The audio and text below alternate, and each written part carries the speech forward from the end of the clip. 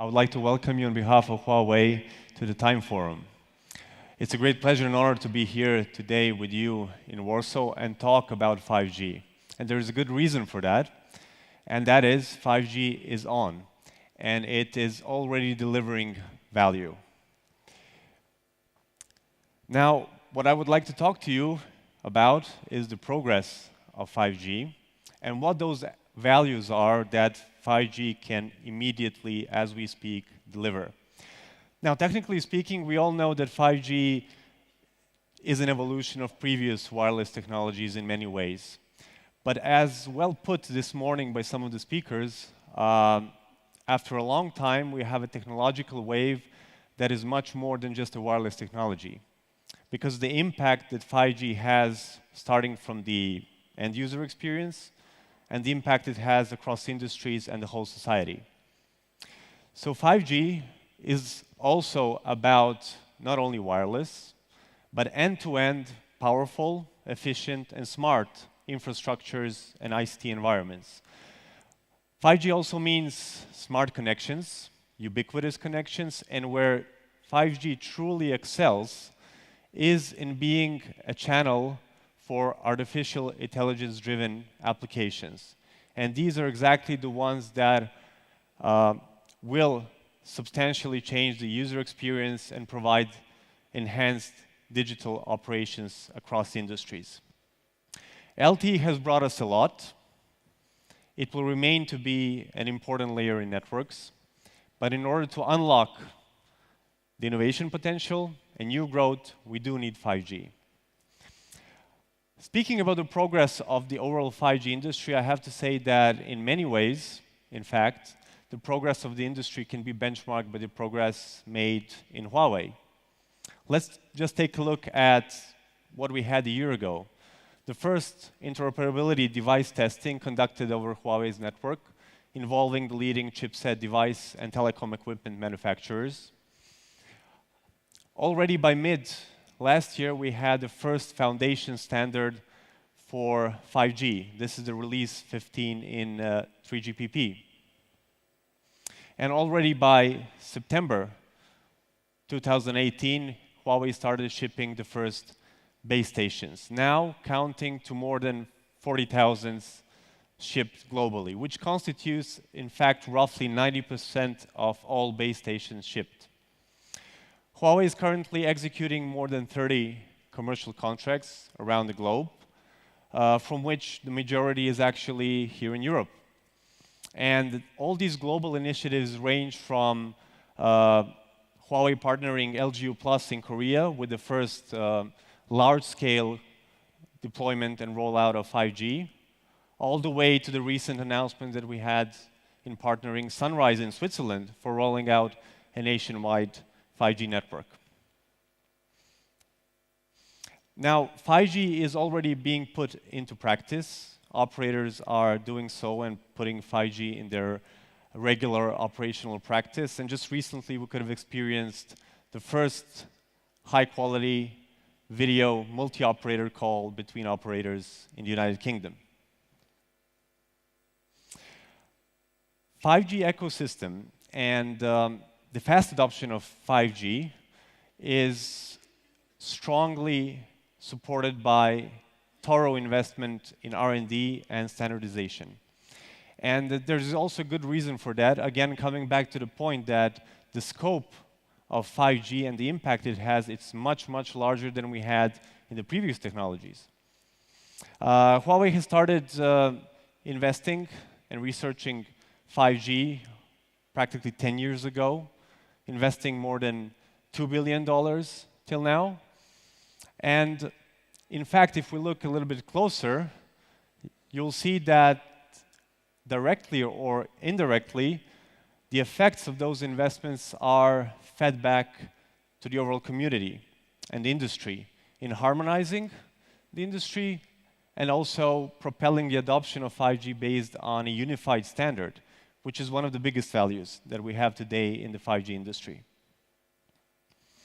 Now, speaking about 5G, we all know that 5G is about great performance, high capacities, low latency, unlocking a lot of potential, but there's also one essential value that we need to pay attention to when deploying 5G.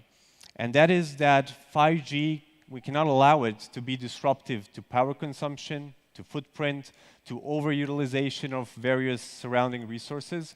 So in order for 5G to be successful, it must be extremely efficient. And extreme efficiency requires extreme engineering, starting from the chipsets.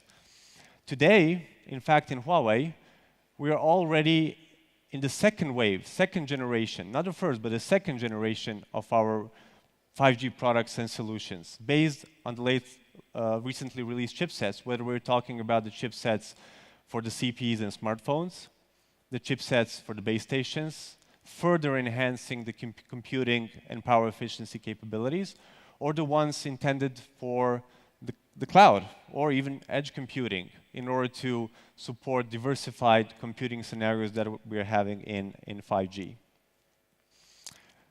Looking at the global implementation, let's take a look at what was happening in 2018 already.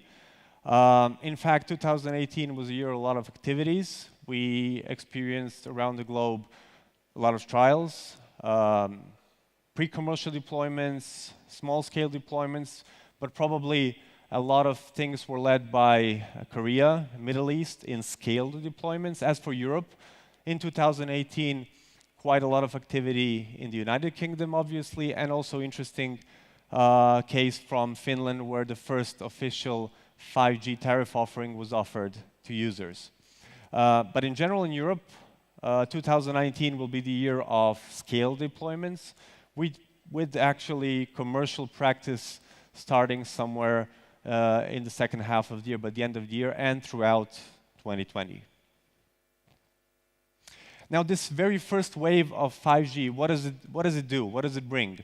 It's actually based on the current standards, focused on enhanced mobile broadband capability, whether we're talking about fixed wireless access or mobility scenarios.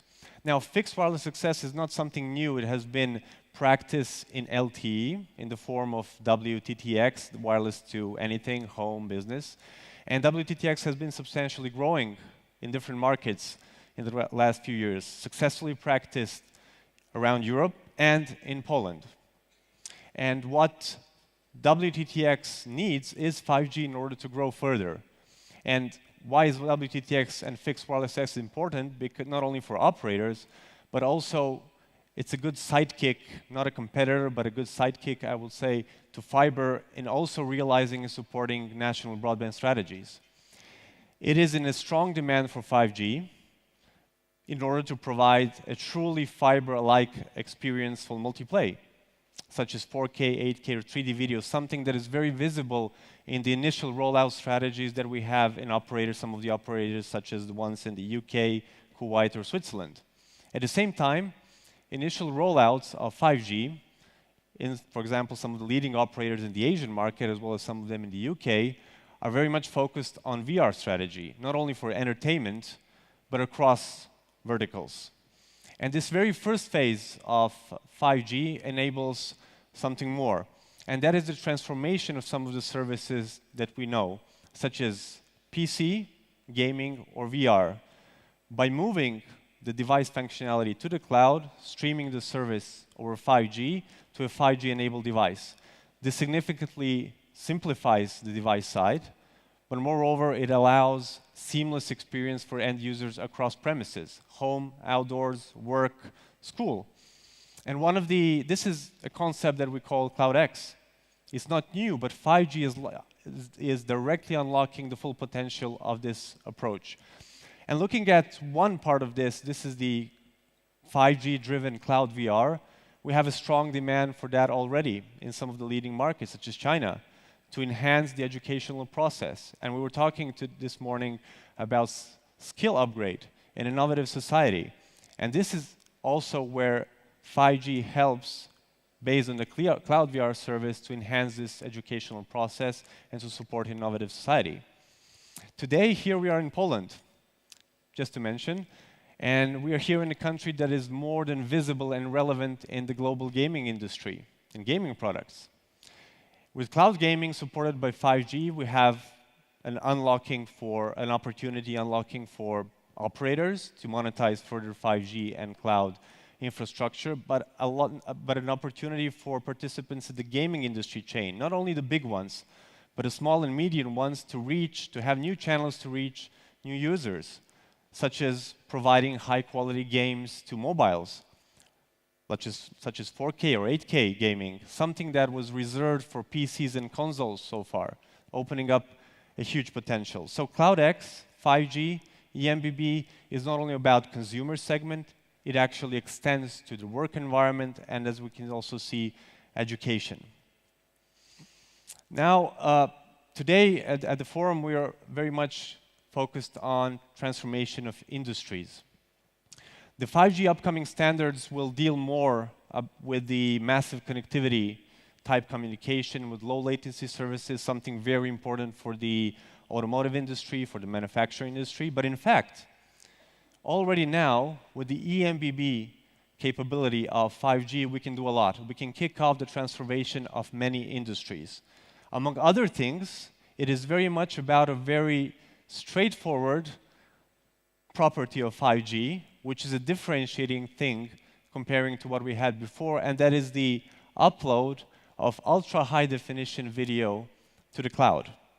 This is a differentiating capability of 5G, based on which we can develop smart, intelligent, machine learning-based application to improve the user experience and to improve the efficiency of the production process. And one such case has been incubated in Norway over Huawei's network, addressing the digital transformation of 1,500 fish farms, which is the second largest industry in Norway. A 5G connected fish farm constitutes of a range of sensors, in-water farming asset sensors, as well as distributed cameras uploading video. And with this solution, directly, we're improving the efficiency of the production, especially focusing on the feeding process optimization, the labor segment, and by analyzing video, high-definition video, preventive and predictive disease management at fish farms is possible, including preventive and predictive ecosystem protection. Now, this is only one case. This kind of approach, philosophy, and concept can be easily replicated in other domains of agriculture, but also under different industries. What else EMBB can do today as we speak? Again, fully autonomous, advanced safety, unmanned vehicles are the thing that will be further enhanced in the upcoming standardization of 5G. But what EMBB can do today is already deliver 5G-related driving scenarios. And one such domain is teleoperated driving, especially in closed, constrained areas, and is directly feasible and achievable in such areas, such as ports, mines, in agriculture, manufacturing campuses, and so on, because we're talking about limited areas, less traffic, low speeds, high reliability that 5G brings, but at the same time, these areas are not considered as public, so completely different regulation properties apply, which can be embedded in the actual production process and do not actually necessarily need public-level regulations such as autonomous vehicles. And what 5G brings here is efficiency in the service and resources, but also safety. And scenarios range from fully remotely controlled by a person over 5G, or with more assistance by a control software. 5G here not only allows centralized operation and efficiency, again, by using ultra-high definition video upload, we not only enhance the precision of navigation and control, but also we can embed this capability within the actual production process, such as mines and agriculture. And now speaking about agriculture, again, here we are in Poland, which is truly a powerhouse on global scale when we talk about agricultural production. And here the market not only consists of big producers, but also a huge portion of small and medium ones. And we can just think what are the possibilities to engage some of these kind of approaches in helping producers to optimize their production, improve efficiency, save costs, and as well as probably even explore some of the platform-based business models based on maybe sharing of 5G-enabled assets such as machinery or drones. All in all, the industry-related cases for 5G strongly benefit from an ecosystem and multi-party collaboration. This is essential because if we look at most of these domains, use cases of 5G across the industry, they do require multi-party collaboration. This is essential. And for that reason, Huawei has been running for several years now a 5G use case incubator program that we call X Labs, where we work with a number of operators, industry partners, but also academia in identifying, incubating, validating, and releasing use cases. And one very important thing are also joint go-to-market strategies, which are also equally important to make things fly. This engagement also involves more than 20 joint innovation projects around Europe. Some of them actually started, let's call it an early phase of 5G back in 2017, whether we're talking about working with leading operators in the UK in the domain of 5G applicability in the manufacturing process, or supporting operators and the public sector in Italy in realizing 5G enhanced communities in cities. So we could have seen that 5G has in fact arrived much faster than probably many expected. If we just look at what is the scale and number of initial rollouts, is definitely much bigger than we had in the previous technological waves. These are the days when we are experiencing the release of the first smartphones, and the projections for the budget smartphones are very ambitious, in fact, and it might be actually sooner than we can see on this picture. So all these indicators, in fact, are telling us that most likely 5G will reach 1 billion users much earlier than expected. And at the same time, we also see, based on all the indicators and the rollout practices, that some of the industry-related applications that we thought that might be coming in later are actually present here today and available for deployment. With this, I would like to thank you. I would like to wish you a fruitful forum and invite you to together further explore 5G. Thank you.